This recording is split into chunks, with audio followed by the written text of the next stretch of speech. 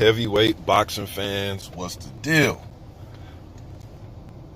Dead Game Boxing, what's up, man? My man Zone 6 up in here, aka Coach K. What's good, man? Man, I'm excited, man, for this fight today. You got unified titles on the line, man. Today, James Daggs was good. Xavier the boxing nerd, what it do, man? St. Cruz and what's going on with it? D. Obley and Newly up in here. But you know what? Well, look, man, first of all, there's a few things I want to talk about. The weigh-in, I was not expecting that. I'm not going to lie to you. I was not expecting that at the weigh-in. Look, man, we all know that sometimes it's a fight before the fight, right? The mind games of it, right? You know, the weigh-in, when they do the face-off, who's going to turn away first, who stares at who longer, the body language. You know, I've seen guys at weigh-ins come off as if like they don't want to be there. They're acting shy and timid, and then go in there on fight night and beat the hell out the dude. You know what I'm saying? I've seen dudes in there look like they were scared at the weigh-in and went on there on fight night and fought like they were scared too. So, you know, you can play psychologist if you want to, you know, body language expert, but nonetheless, the shit was entertaining. And you know what? I don't know why I always thought this, man, but Kubrat Pulev speaks English way better than I thought. I don't know why I thought he, no, I know what it was. It was one of the times, when AJ and Pulev were going to fight. Remember, this fight's been talked about for like 3 or 4 years. Pulev's been like mandatory for the IBF for like literally 3 years, man. But anyways, it was after one of the fights in the UK, and I remember Pulev ran into Eddie Hearn, and when I heard Pulev speak, his English was really rocky then. So I don't know if he just been practicing or if he was playing possum back then. Because, you know, sometimes people play stupid, you know. We don't speak no English, and then when you walk away, they can literally hold a whole damn conversation with you in English, all right? So, but anyways, his English he speaks English more fluently and eloquently than I thought he did, right? But anyways, he's in AJ's face. He was pissing AJ off, man. And then, like, because when I was watching it live on one video, you couldn't really hear him. Then there was another one, I think it's like the Matchroom video, where you can actually hear them up close. And AJ was saying some shit like, what was he saying to that dude? Oh, humble yourself. You know, AJ has this thing of, and look, and I've been critiquing AJ about his, you know, him being so philosophical when he talks and speaks. Sometimes it rubs people the wrong way. Sometimes people think he's a fucking great philosopher of this damn generation when he speaks, right? But he gets into this whole, you know, respect the champion and, you know, respect me and all this. It's like, brother, nobody necessarily has to, you know, they can respect you deep down, but they don't have to exhibit it with their body language. And Kubrat was saying, hey, I respect you, but I'm going to show you tomorrow. I'm going to show you tomorrow. And then AJ was saying, you chat a lot of shit, isn't it? And all this whole shit that he was saying, man. You chat a lot of shit, get slapped up, isn't it? You know, doing this thing, isn't it, and all that. You know, isn't it and all that. Humble yourself and all that, isn't it? But, yeah, it's entertaining, man. But on a serious note, man, I was watching, bro. I've been going back watching. Look, when there's fights come up, I always go back and watch both opponents like I've never seen them fight before. Like, I'm going back watching the Klitschko-Joshua fight as if I haven't seen that fight 20 times. But I'm just looking for little things, man. I watched the Pulev and Klitschko a couple times. But we're going to get to all that in a second, man. Let me see what y'all talking about. Trying to think what else was from that presser, man, that was funny. Oh, now on a serious note though, with the weigh-in, with the actual weights, Pulev comes in at 239, y'all. I believe he ties his career low for his weight. He was in great shape, man. At 239, no extra flab around the waist, none of that. No flabby on the back of the, you know, your arm. No, it was none of that shit, man. He was in shape. AJ came in at a sleek 240. So he isn't coming there on that, you know, 255-pound shit like he will fight against Takam and all those guys. So this right here is an indicator to me, well, somewhat, that we most likely, I think we might see a back foot AJ or an attempt of a back foot fight based on the 240. But I could be wrong. This is why the fights happen and we see who's right, who's wrong. And, you know, I was watching other weigh-ins. Marius Watt comes in. I think he was like 274. That's pretty much decent for him. I've seen him come in way higher than that. And And we know he's on the tail end of his career. That's pretty cool. Now, I was surprised with Huey Fury, and correct me if I'm wrong, he's at his career high, 247. Shit, just last year he had a fight. I forgot who he fought. Was it the San Peter? It was one of those fights. He was like 218, 224. And now he's busted up to 247. And all, you know, when I hear him and his father speak within the last few years, whenever he loses his fights, when he lost to Pulev, Povetkin, and Parker, the 3 Ps, he would talk about, you know, he hasn't got his man strength yet, you know, let alone this dude's 25 years old. You know what I mean? So I don't know, just because you put on some extra weight, that doesn't necessarily mean that's your man strength. You know what I mean? But we'll see. But the 247, I'm not sure how mobile will Huey Fury be in this fight. Usually he relies on his mobility and his hand speed, you know, but he's been getting outworked by 40-year-olds in this fight. Povetkin outworked him late. That's why I thought Povetkin edged him, and I thought Pulev edged him too. Even though he has some spurts in that fight against Pulev, even buzzed Pulev with a good right hand in that fight. But I don't know, man. Coming at your career high, I'm not sure how his mobility is going to be. All right. Bakole versus Kuzman. Looked at that weigh-in. Both in good shape. Bakole is down to one of his lowest weights that he's been in his career. So I'm just looking at the weigh-ins, man. It seemed like all these fellas are taking it serious. All of them. Now, despite Huey, I'm just not sure. Maybe that's a game plan. Maybe it's a tactic. But usually he's in, you know, pretty decent shape, man. So this 247 is surprising, but he's 6'6". You know, he's not 5'6". So, you know, big 6'6" guy, 246, that's nothing. That's like a damn small forward in the NBA. You know what I mean? That's pretty much nothing. But boxing's different. This is a basketball, right? So we'll see how his mobility holds up. And if Watt can press forward and, you know, put some pressure on Huey and just get him in and make him fight. But if you let this guy just box you and circle around, it's going to be a long and a wide UD. It's going to be a long fight, and I think it'll be a wide UD on the scorecards.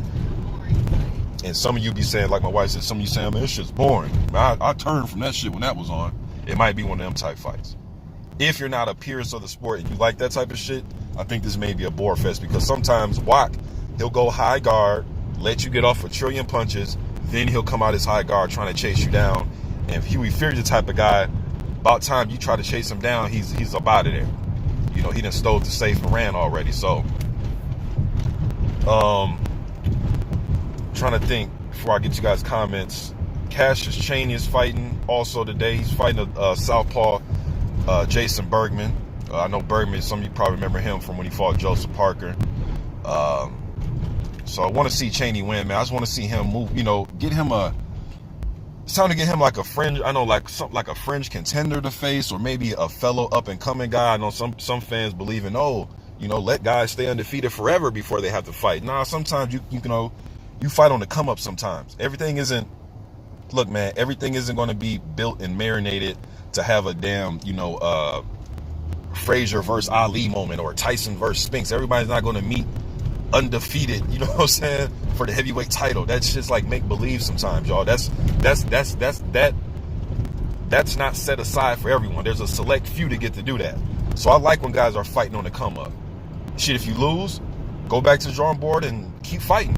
A win doesn't, but you know, we're in the era right now where people are so infatuated with having an O attached to your, you know, attached to your name, that they avoid fights. So, like, I like when Joe Joyce fought Daniel Dubois, or when AJ fought, and I'm just staying current, or like when AJ fought Dillian White. Sometimes guys fight on the come up as well, man. So I want Cassius, you know, maybe get him a Stephen Shaw's fighting on Thursday. I won't mind seeing them two American up-and-comers undefeated fight. Shit, get up in the ring, man. Everybody can't stay undefeated. We can't have 13 undefeated heavyweight prospects. Come on, man. Mark Blake, what's good? Count Drago, what's up, man? Let me see here. Man, that was a funny-ass presser, though, or a weigh-in. That shit was funny. And then, to take it a step further, when they were trying on the gloves, Pulev was still up with the shenanigans. He was still involving himself with the activities. He was taking the gloves and pounding. Tomorrow I'm going to show you. I'm going to show you. And he's like, I do respect you. I like you. But I'm going to show you. Like, AJ was getting very irritated. Then AJ did something that was passive-aggressive, in my opinion. But, you know, it is what it is. But when they were, after the weigh-in, when they were still on stage, AJ was talking to, he was pointing in his face, and then AJ balled his fist so they can fist bump. But you could tell the way AJ was fist bumping him, he was trying to break his fucking knuckles, man. Like, you know, he was doing it with some umph in there. And to me, you know, that's, you know, passive aggressive. Like, you're trying to hurt him, but you're not trying to hurt him. To see, you know, try to see who's tougher. You know, that whole shit, man. Yeah, and he flinched, you know, so a lot of mind games, man. That, you know, we'll see what happens today about that, but a little passive aggressive, man. But you can tell that Pulev was definitely getting under his skin, though, man. See what y'all boys talking about. J Dill, what's go, bro? What's good with it? Dill only says Hearn doing that dumb shit again, talking about Fury before AJ beats Pulev. Look, man, the last time AJ went in there and was doing that type of stuff, man, or his team, he lost. That's when they were talking about Wilder and his knockout against Brazil, and he went into that Ruiz fight. Look, man, we need to see what type of AJ we're going to see today. I don't know who I'm going to see today, man. I really don't know. We can guess, and if you get the prediction right, see, I told everybody, but really, man, we don't know, man. We really don't know. I don't know if I'm going to get the dude that tried to destroy everybody, or if I'm going to get somebody that's trying to be a reincarnation of Larry Holmes, fighting off the back foot.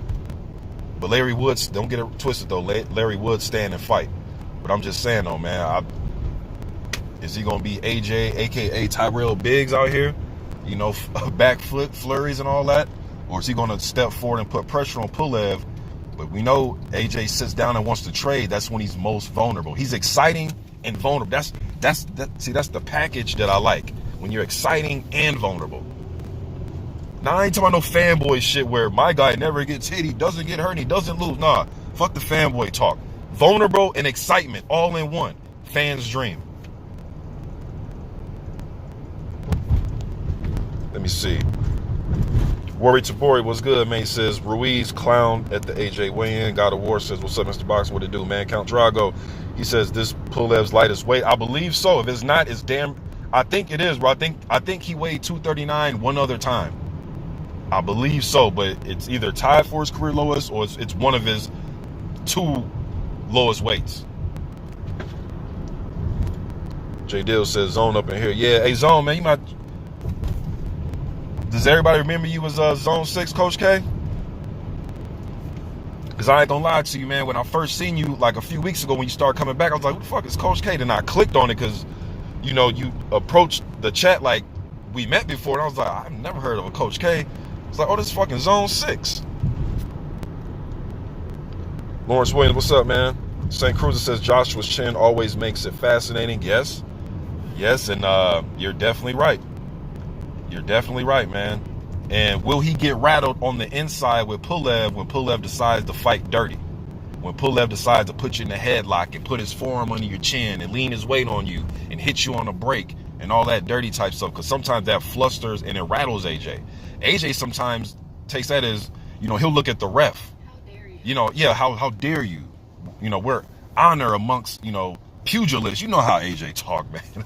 I know people get on me, but I can't help it, y'all. The dude he just sends me in all type of different directions when he speaks, man. But I love watching him fight. You know what I mean? I get on him sometimes, man, here and there, but I love watching the dude fight, man. You know, to keep it 100 with you, had that Klitschko and AJ rematch, because remember they were talking about the rematch, the AJ Klitschko rematch taking place in Vegas, and I was praying for it to take place in Vegas. But we knew it never came to fruition anyways. But I would have went to that fight, man. So I love watching AJ fight. Just when he talks sometimes, it's like, what the fuck did he say? Like, what does it even mean? You know what I mean? But yeah, he has like this sense of like, honor the champion and respect me and humble yourself and all that. And it's like, bro, I don't think nobody's looking at you like that, AJ. Now you may go in there and knock this dude clean spark out, but nah, man, people didn't seen you hit that canvas. They see that you're vulnerable. They listen to the things that you say. Yeah, nobody's gonna be bowing down, really, bro. Especially a motherfucker with the attitude of a Pulev. You know, especially when you got a jab. You know, when I was looking at Pulev's jab, what makes it so great, in my opinion, is he has that, you know, that style where he keeps his jab hand already out there, which damn near already to you already. And then he just slightly steps in, and then he likes to shoot up jabs. I noticed that his jab, he'll keep it out there where he has to pretty much step in like a couple inches just to get it out, just to flex his arm a little bit and get that jab. Then he always aims for people's forehead. So he makes his jab, so he's 6'4", but the way he jabs, he comes across like he's 6'9", because he gets all that 6'4" height out of his frame. He don't crouch or bend or nothing, and that could be harmful for him if he's straight in line for some Joshua combinations, because we know Joshua loves to throw in combinations, and sometimes he likes to turn his body sideways and come in for that bear hug. You know what I'm saying? So, but that's one thing I noticed about Pulev's jab, and he uses it to hurt you. It's not to keep you at bay. Sometimes he'll probe with it, and he wants to set up his right hand behind it. And he throws an awkward ass right hand too, where it's not like where, you hold the right hand. If you're orthodox, you hold your right hand right under your chin right there, and then you turn into the punch, and it's like literally pointed. If you're 6'4", you fight another 6'4" guy, it'd be aimed right, probably at his mouth, right? Nah, he kind of like, I wish I could go. He kind of like arcs it. It's like a arc. Like a looping arcing, and then he like straightens it out at the top. It's like weird, and maybe that angle along with that jab popping Joshua's head back. Hey man, hey Kings, what's up, man? He says, what up, Mr. Boxing? And I agree. I didn't know Pulev spoke good English. Good on him. If he went to learn English, Stormy B, what's good, bro? He says, good day, sir. Oh man, likewise. Official AJ, what's good, bro? He says Eddie Hearn said it calmed down a little bit when Pulev said he respected Joshua. Yeah, but even when they got in that glove in that room, I mean, AJ started to laugh with it a little bit, but I don't know if that laughter was like, you motherfucker, I'm gonna beat your ass tomorrow, or if it was a genuine like, oh, you're funny. I think it was more of a, yeah, I can't wait to get this motherfucker in the ring. Under that grin is that.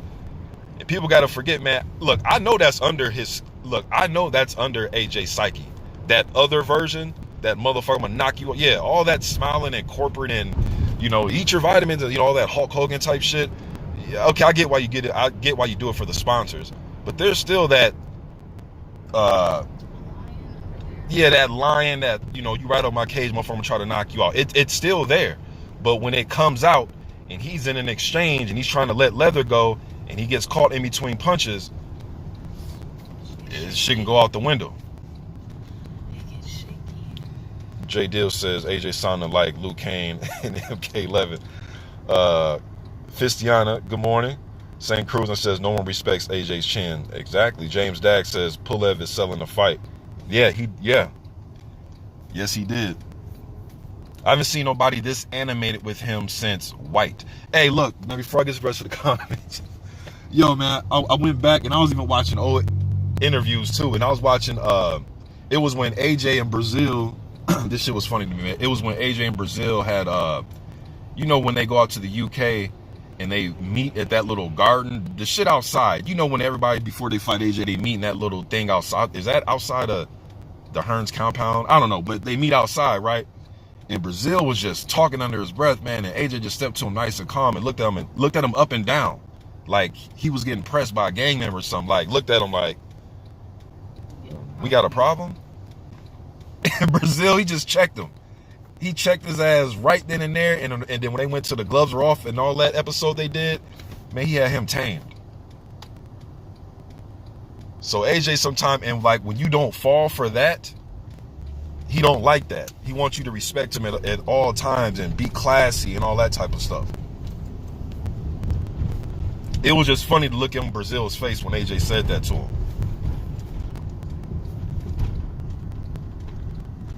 Official AJ says Joshua and Klitschko was good. I forgot how amazing that fight was. Yeah, that was a really good fight, man. Smooth Groove Boxing salute. Kind of local sports. What's up, man? Official AJ says they looking to stick and move. I believe both of them. Coach K says I do the same thing, Mr. Boxing. Be out here studying. Yeah, you got to, man. You gotta brush up, man. Because some of these, especially with these heavyweights, sometimes I haven't seen a guy fight in a couple years, especially if there's nobody noteworthy. Well. It just depends on the fighter sometimes, because some dudes just really ain't that active, and in some of these fights, they won't be televised. So you got to go back and watch old fights and, what happened in certain fights, how the guy reacted to jabs in this fight, how did he react to pressure in this fight, how did he react to a combination puncher, how did he react to somebody that's moving and circling, how did he react when he's getting headlocked and put in clinches and getting roughed up a little bit. Do you need this? No. Well, how many was in there? You know what I mean? So, okay.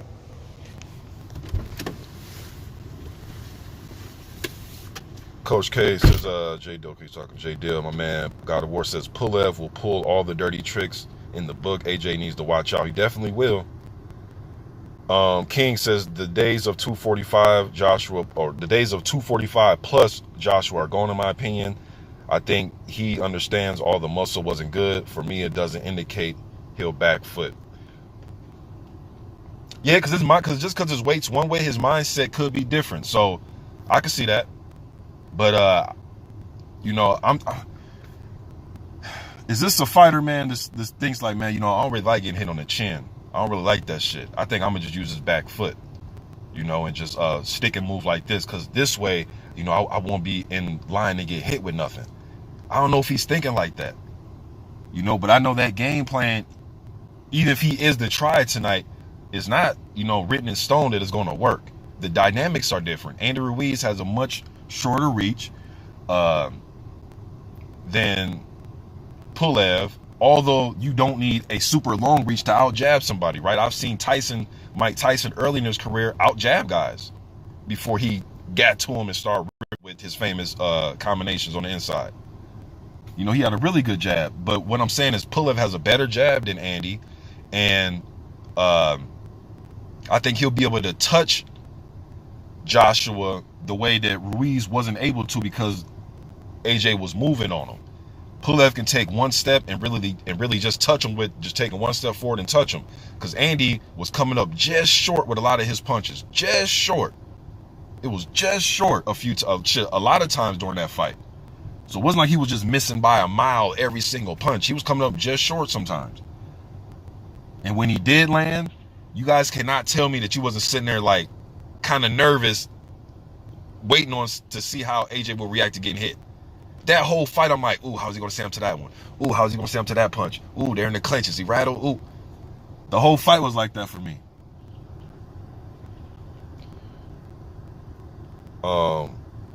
Scrapbook Boxing up in here, man. Y'all go subscribe to my man Scrapbook. Go subscribe to Kind of Local Sports, my man Coach K.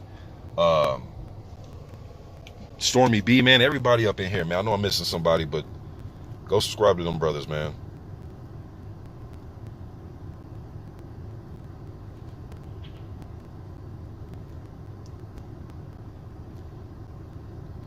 Scrapbook says today's the Ali Frazier March 8, 1971 anniversary weekend. Lawrence Williams says Darmani Rock's supposed to fight on December 26th on PBC on Fox, waiting for an announcement. Yeah, I seen that, Lawrence. And my big thing with Darmani, man, you know, I've been following him, been talking about him shit when he turned pro and signed with Rock Nation. I was talking about him in the amateurs because he was going to be our Olympic hopeful in 2016. He ended up getting upset by the Bay Area guy. What's the dude's name? Is it Marlo Moore? I believe his name is Marlo Moore. He upset him in the Olympic trials, and he beat Moore in the damn a few months before that in the fucking was it the U.S. Nationals? It was one of the other tournaments, key tournaments that he beat him in. Then he fought Moore in the Olympic trials and got stopped. But since he's turned pro, man, his weight just keeps going up, man. And the kid has good damn, they tripping in here. This dude driving crazy as hell in this parking. They having road rage? Wow. Road rage is a motherfucker, man. I almost seen the damn main event right here. Dude swung his whole damn door open. All right, but yeah. But Darmani Rocky got a good hand speed, Philadelphia kid, man. I just want to see him contain that weight. You know what I mean? But his weight just keeps climbing, man, and that's kind of a concern for me. St. Cruzan says AJ will outside box and protect his chin, UD Joshua. Official AJ, or St. Cruzan said that. Official AJ says 48 people in the chat. Hit that like button. Yeah, last time I checked, I think it was 70 or something like that. So appreciate all y'all that showing up, man. Official AJ says 10 a.m. on a Saturday. We in here heavyweight. Yes, sir. And Ben says Pulev will come fighting and get knocked out second early. Yeah, and let me not just make it that is AJ who gets caught in between punches. But you know what, man? What that was really catching Pulev, what I noticed in the Klitschko fight, is Klitschko switched gears on him when he knocked Pulev down in that first round, and I think there was another knockdown in the fourth, and then he stopped. But that first knockdown initially, Klitschko was fencing with him, jabbing with him, right? And I thought Pulev was getting the better of the jab. Shit, the first, 15 seconds of the fight, Pulev come out and buzzed Klitschko with a jab. And then Klitschko tried to grab, then he stepped back and hit him with a nice-ass right hand. People don't give Klitschko enough credit for surviving that first round. But then in that same round, they're jabbing. And then out of nowhere, Klitschko just leaps in with a left hook. He switched the speed of the way he was fighting just like that. It was fence, jabbing, grabbing, fence, posturing, left hook. Like he just leaped in with a quick-ass left hook. Then when he dropped him again with the right hand, it was the same thing. Jabbing, getting out jabbed. Klitschko, I'm talking. Jabbing, getting out jabbed, holding, grabbing, jabbing, right hand, jabbing, holding, right hand. Then he just stepped in with a clean ass right hand, clipped him again. He was getting clipped like that.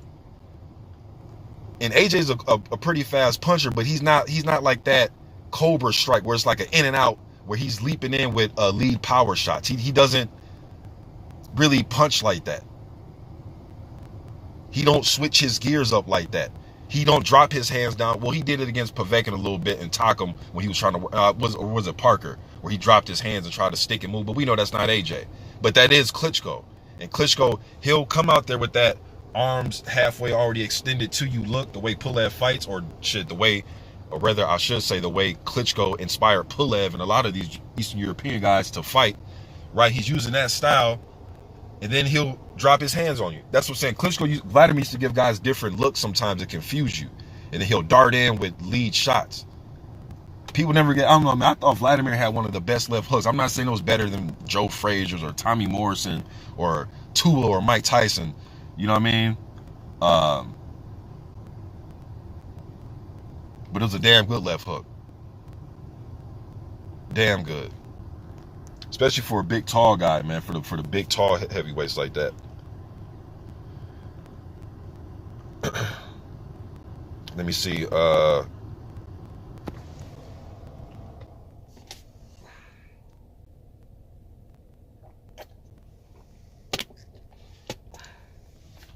John Dealey says, I'm not sure you guys are aware of this. He said, I'm not sure you guys are aware of this. England just played Bulgaria, and the Bulgarians were racist, chaining the black England players, and Pulev has said he only likes AJ's tan. Bulgarians are racist. I was on Blood Boxing's, shout out to my man Blood. He has his open panels that he's doing now. And I heard my man EJ Boxing live from the UK. He was saying something about it, but I didn't catch everything he was saying, man. So I need to do my due diligence on that. And I don't know nothing about the soccer game, but I will say that I do know when them dudes play soccer, I know them fans can go overboard. And they say some of the craziest shit. But I need to do my due diligence and look all that up, man. But I've been hearing people talk about that. But you know what? You know, a good way to get, if this is the case, and AJ does feel a certain way, you know the best way to handle it? Tonight. Punch him in his mouth. Knock him out.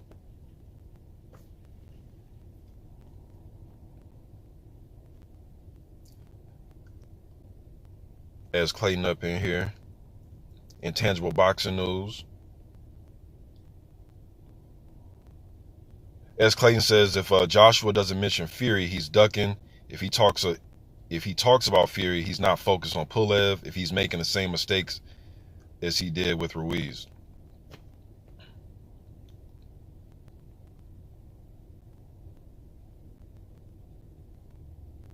I see Mark Blake responding to John Dealey. Yeah, I mean, I need to do, I heard about it, but I'm just hearing about it through other people. It's nothing that I went and looked up myself. And there's something else I need to look up, man, because I keep hearing about this and I've seen it, but I haven't got a chance to look into it, because I've been studying Pulev and watching shit, not just the Pulev and AJ fight, but even the Kuzman and Bakole fight and Huey Fury and Wak. But I'm hearing that Usyk now is saying, allegedly, let me say allegedly, all right, there's some information, he's doing a interview this in his language or whatever, and when you translate it, I guess allegedly he's saying that something, there's padding out of Chisura's gloves. You know, so I wonder what a lot of boxing fans will say about that. I wonder, you know, with people that have that opinion about what Wilder and Fury, you can say, oh, but it's different. Well, I wonder what people's opinions are with this situation. Do we think he's lying? Do we think he needs to take it to court? You know, if this is what he said, Usyk, my thing is this, man, you got to catch whatever. Look, man, if something is going down, you got to catch shit right away. You know what I'm saying? Or get better eyes in your camp, but you can't just out of nowhere, you know, weeks later, or, you know, I think someone's out of his glove. You know, I don't know if this was Usyk just getting touched up, because look, man, he's getting touched up. Now, don't get me wrong, he had a tough fight where Breida said cruiserweight, and he had a tough go, even though he got the best of him against Hunter at cruiserweight. You know, he has some low dust ups at cruiser. Hasn't just been all easy. But he's getting touched up way more at heavyweight, man. Way more.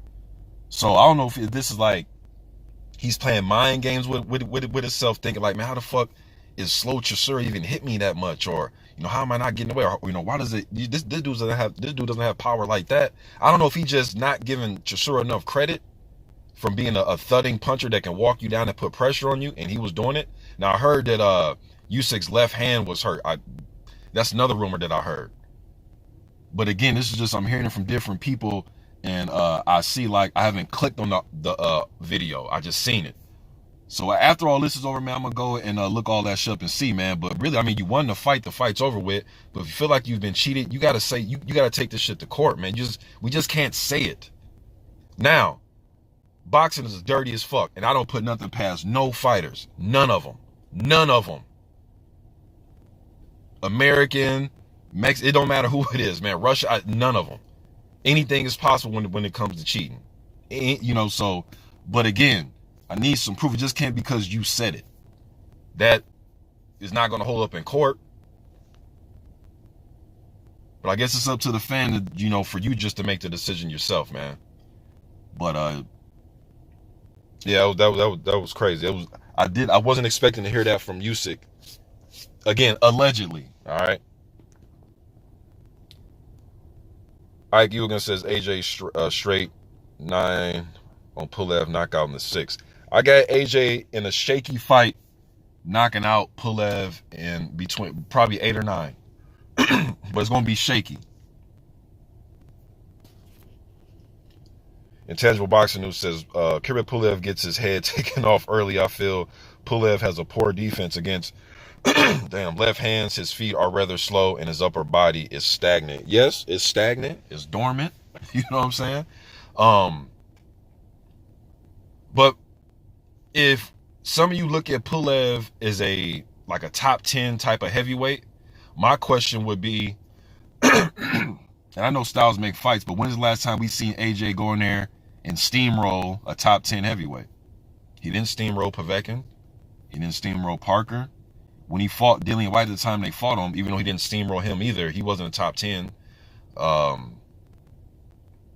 He didn't steamroll Takam, and he wasn't top. You know what I mean? So it's like when AJ gets fight against like the elite type of guys, or, you know, solid guys like that, he doesn't really steamroll them. But I know styles do make fights. You know, but all these questions will be answered. I am way behind right now. Michael Johnson, Boxing Talking More. What's good, bro?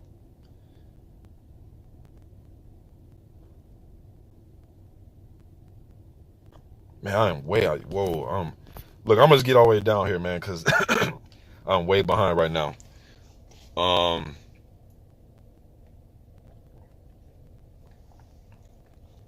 Renegade Sensei says AJ needs good performance to bounce back. I definitely agree. Now, at the end of the day, you just want to win. All right, a win is a win is a win. You know what I'm saying? However, to capture the public's mind again of this, you know, destroyer knockout guy, one of those performances would do him good, because even with his win, there are a lot of fighters and pundits, not just me. I heard Carl Froch talking about it yesterday. And there's a lot of fighters, not just me. They're talking about, yeah, he won that fight, but he was moving around from Andy Ruiz. Now, I respect Andy, right? But a lot of these people, these pundits and other fighters, they keep looking at this dude's body. And I don't know why we keep doing that, man. The dude has should probably the fastest hands in the division. You can argue he's the best inside fighter in the division. He has a damn good chin, good technique, and he's been fighting since he's been 8 years old. But I guess if you don't have a six-pack, people don't care about all that, which is crazy to me. Where's the six-pack, though? You know what I'm saying?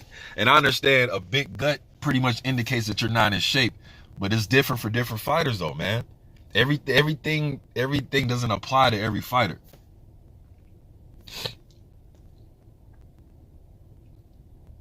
Vinyl Pugilist was good, man. S. Clayton says, who has Wilder steamrolled?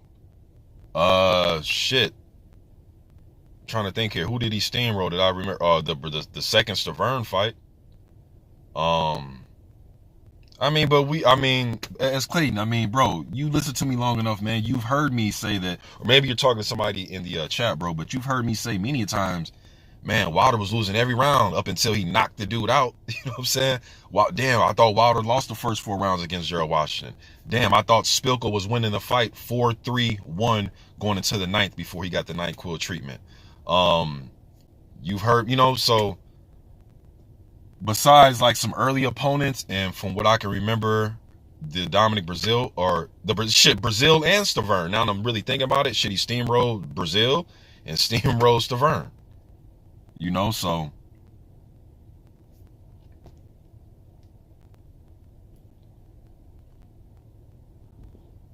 St. Cruzan says Pulev is in the best shape he's been in years. Yeah, man, St. Cruzan is his lowest weight.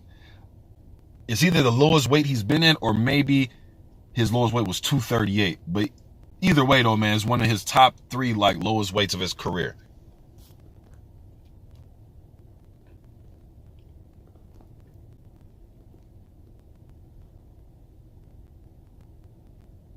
Let me see here. Dewey Bosdorf says Wilder was losing about a handful before KOing people. V4AR says, what's next for Luis Ortiz? He is 40 now, I believe.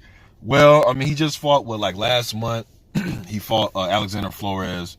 Got him up out of there. He had Flores on the shoulder.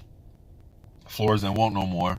But nah, man, all seriousness though, man, look, somebody has to want to get in there with him.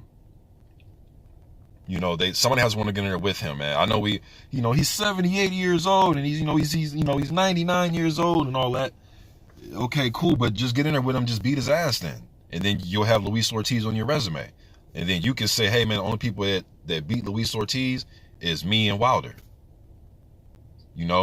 Only way I see somebody fighting Ortiz, man, or Ortiz getting a noteworthy fight, is if somebody's forced to be in a title eliminator against him. But just these freelance fights, I don't think nobody's going to want to say, hey, I'll fight him. I'm not calling him the boogeyman. I'm just saying nobody's really keen to just running up fighting this guy. Now, I did hear, or I would like to see him fight like an Andy Ruiz. Shit, anybody. Anybody in a title eliminator, I would like to see Luis Ortiz fight. But it takes 2, y'all. It really does, man. And people just seem reluctant to get in there with him. And they come up with, I've heard it all. That's not enough time for me to train. He doesn't put butts in seats and all that corny shit. I've heard it all, man. He doesn't put butts in seats. He's old. And then that person to go out and fight another 40-year-old. You know what I'm saying? So, look, man, I give it up to Wilder for fighting him twice. And I will say this. I do give AJ credit, too, for wanting to get in there with him. Now, yes, I do know the history. But Mr. Boxing, what about when Ortiz was with Eddie Hearn, and Eddie Hearn signed him, and he was supposed to be the mandatory for the WBA and all that. And when he did go to Eddie had him fighting Malik Scott and Dave Allen, and then you know, Ortiz was going after that. True, but I will say, once a couple years passed, I forget how long it was exactly, but like a couple years or so passed, AJ did give him an opportunity to step in for was it Jarrell Miller? Yeah, when he fought Pulev. Yeah, and Ortiz didn't take it. Say he was being lowball with the money, and I thought you should have took it. And shit, worry about the next payday. Yeah, the next payday, because if you're confident you're going to beat him anyways. But everybody doesn't have that mindset, and I think they're offering like 5 or 6, but he wanted like 8. And at that point, for me, and look, I'm broke, right? I ain't got no money, right? I'm not no millionaire. But to me, I mean, shit, what's really the difference, especially when you think you're going to beat him anyways? I think they offered him 5 and he wanted 10. Or okay, whatever. You know what I'm saying? But hey, that's my opinion. A lot of people thought, no, Mr. Boxing, fuck that deal, fuck it, stun on him. Nah, fuck that, stun on him. And then Luis Ortiz. But then Ortiz, to his credit, he did get another Wilder fight. But shit, I wonder how much he got paid for that. But he would have been taking that AJ fight on very short notice. Yeah, but man, sometimes, babe, short notice or not, though, when it's an opportunity for you, you gotta take that motherfucker, man. Especially when people are already reluctant to get in there with you anyways. You know what I'm saying? You can't sit here and look, man, sometimes you gotta get it when the getting is good. Right.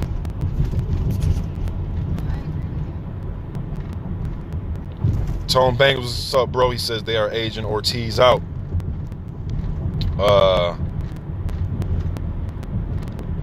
Cristiano and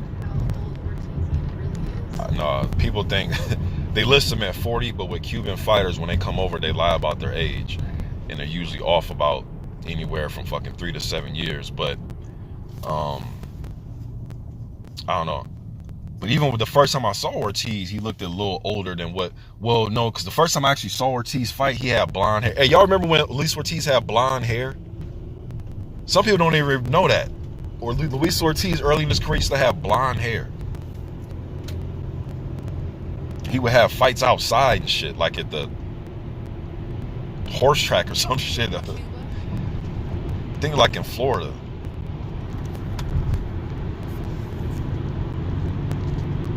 Doesn't matter, Eddie.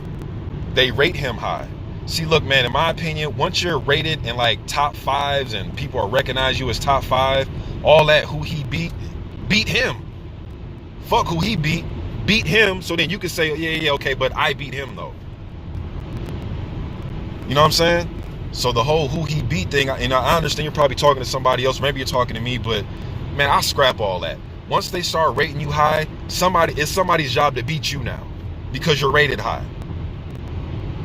You don't bring your resume with you in your back pocket on fight night. Like, you don't say, all right, hey, before the fight start, let me just unscroll my resume so y'all can see. Like, you just get in the ring and fight. So when we're done, guess what? I'm gonna put you on my resume. So now people say who I beat, I'm gonna say I beat your ass. That's how I look at this, y'all. I don't look at this like, no, who he beat though? Like, before you guys fight, who he beat? Like, no, man, that's not how this goes, y'all. These are warriors, man. We don't stop and say, okay, but before we fight, who he beat? No, man. No, I'm not look, on my channel, I'm not allowing that shit. We get in there, we fight. Who he beat. Beat him.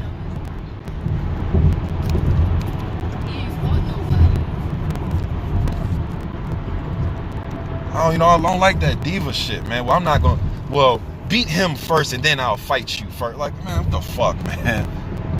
I want that. Look, y'all remember that interview way back in the day that Ali had? And he was talking about, now he could have been joking, but man, he sold this shit like he was serious. When Ali was saying that he wanted to fight George Foreman and Frazier on the same night. Now I know, Mr. Box, Ali was telling a joke, but boy, he sold that shit like he was serious. And Ali was crazy enough to try this shit. I want that dude, not that, first you guys fight first and then, nah, you know what, I'm gonna beat both of y'all. That's what I'm gonna do. Just to clean this up, I'm gonna beat both of y'all. And I don't care who you beat. That's a warrior. Warriors don't talk like that, you guys. And don't let these new age, like, I know everybody has a voice on social media, and you can look at me and say, man, who the fuck are you, Mr. Boxing? Well, I'm a motherfucker that believe in hard nose when it comes to boxing. People want to talk. What is there to talk about? Talk with your fists. What happened to those days, man? Why is we in this diva? That's why that Crawford spin shit is irritating me. Other side of the street. I'm gonna move down to 135, but I'm just playing. I'm just talking to Devin, y'all. Man, fuck that. I want you. You want, man, let's fight. All this pussy ass, well, I'm gonna stun on him. I don't need you for my legacy. How the fuck you don't need another person for your legacy? You're in the same weight class and nobody's undisputed with titles. Telling me, you gonna tell me as a fan, look, you're gonna tell me as a fan that you don't need another fighter that's in your weight class and these belts are spread out, that you don't need that person in your legacy. You're a fucking lie, man. Stop lying to us. You're lying. You do need him on your resume. You guys do need to fight to figure out who's undisputed. What the other side? Look, man, I don't say some of these other side of the street. But no, Mr. Boxing, what he is saying is, I don't give a fuck. Both tremendous fighters, but both are doing things that make me go, okay. No matter how you explain it to me, Mr. Boxing, Errol Spence said that in order he wants to fight this. Okay, just as long as they're unification fights, because I need undisputed. And I know everybody don't feel like this, man, but these fighters, man, they just think they can say anything. Promoters think they can say anything. We're just going to be some gullible motherfuckers just believing it. Okay, well, he said it. When Wilder and AJ was doing this shit, I don't really need him. How the fuck don't you need him? He's in your era. You guys are a three-headed monsters of the fucking division. What do you mean you don't need him? Who is going to believe that? Cause you imagine. So Ali, Howard. You know what, Howard Cosell? I don't think I really need George Foreman, though, man. You know what I'm saying? Like, how dumb does that sound, man? That don't sound dumb to y'all? I know, Mr. Boxing, calm down, man. Let it marinate. They'll fight. Hopefully. Hopefully they do. All right, I'm done, man. I'm done. But some of these talking points and some of this shit I be hearing, man, it's just irritating for a person like me, because I'm a traditionalist, man. And I got an old soul, and I believe in some of the old things shouldn't be changed. I get things evolve. Things, I get it, but some shit don't have to change.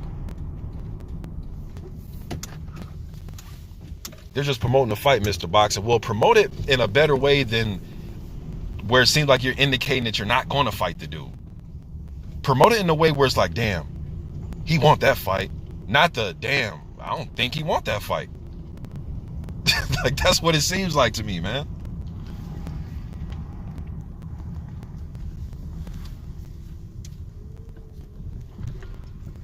Man, I went off on a rant. I'm sweating and everything. Shit.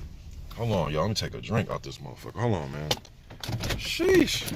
That shit got me hot, man. Because, man, this shit is crazy out here. Whew, hold on, y'all. God damn. Shit. Open the door. God damn, I'm hot. Whew. Let me see. Thank you, Kurt Anderson. Man, I got worked up, man. Shit. Look, y'all. Hey, look, man. I appreciate y'all showing up. But look, dig this, though. This is what we're going to do. The fight's come on in a few hours. I'm going to cover the whole card. So come back. Kick it with me. My wife will be on here, too. Hey, man, y'all showing her a lot of love. I appreciate that, man. I converted her into a boxing fan. So she's been a boxing fan. She baby years. What, you 15 years, 16 years in? About 6, so, baby years, you know what I'm saying? But we'll be calling a fight later, man, the whole fight card. So come back. We gonna kick it again, man. But I appreciate y'all showing up this morning.